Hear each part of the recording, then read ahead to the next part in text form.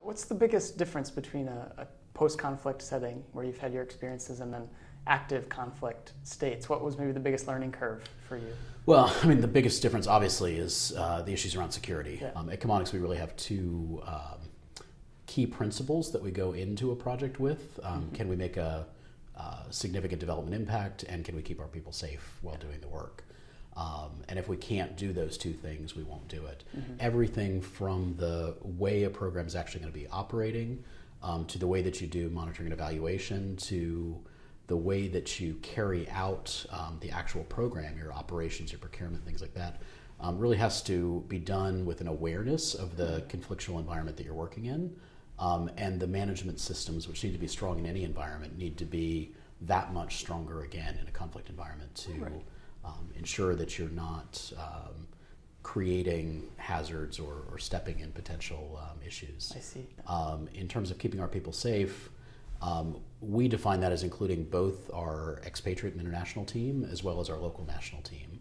And the way that you have to look at those two groups are very different. People who are coming into the environment can be kept safe in a certain way. People who are already living in that environment, you really have to make sure that they're not put at greater risk by being in the work that they're doing with you. And that can be quite a complex challenge to address. What are some of the unique challenges in building those management systems? Sure.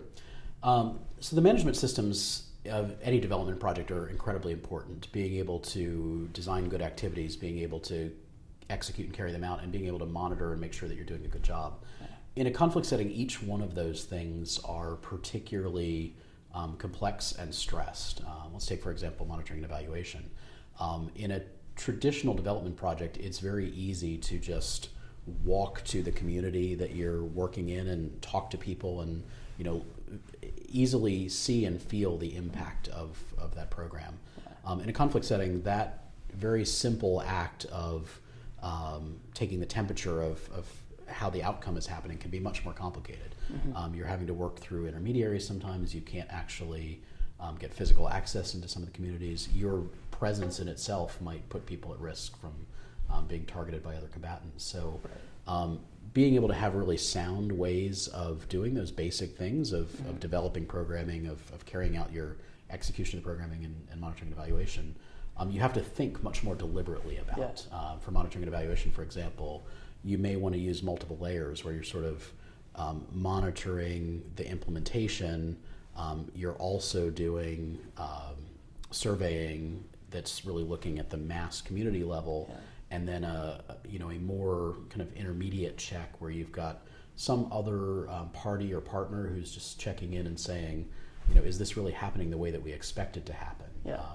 That kind of complexity, whether it's in that design process or the execution process or monitoring and evaluation, requires very sound systems, and conflict environments tend to be under a lot of scrutiny. People ask a lot of questions about them. If you Google USAID, you see articles written about Afghanistan and conflict environments. You don't necessarily see articles written about the normal environments as much. So all those programs are under a lot more scrutiny and require much tighter management systems because they are operating in that complicated environment. And they do have to operate at a pace and a scale and a complexity.